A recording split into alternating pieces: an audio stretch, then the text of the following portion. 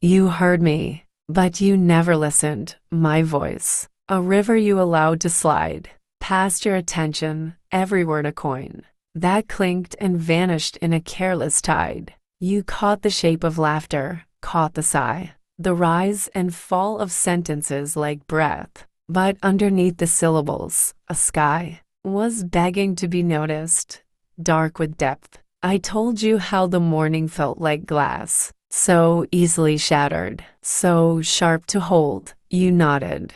Yet the meaning came to pass, through one ear, cold, and left the other cold. And still I learned to speak in softer keys, to bend my longing into lighter sound, hoping the silence between words might please the part of you that never turned around. Now I know love isn't just being heard, it's being met inside the space I own. It's every paused confession, every word finding a home that doesn't leave it lone. So I'll gather up the echoes that remain, the ones you missed like rain on window glass, and let this poem be the aching chain that breaks, so I can finally let you pass. And yet, even as I turn to go, a strange thing happens, quiet, slow, like sleep. I realize the one I'm letting go is not just you, but also the deep and stubborn hope that someday you would turn, would look me in the eyes and truly see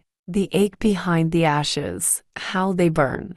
In rooms where you were standing next to me, I used to think that hearing was a gift, but listening, that is a different art. The courage to let someone's sorrow shift the furniture inside your private heart. You offered me the first, but not the last. And love without the second is a cage, a half-lit stage where only one outcast recites her lines alone upon the page. So now I write this poem not for you, but for the girl who stayed too long to still, believing if her words were only true and sweet enough, you'd drink them with your will. You never listened. Still, I learned to speak a language of my own, a steady flame. And what you heard, but couldn't hold or seek, has made a home in someone else's name. Not yet found but possible.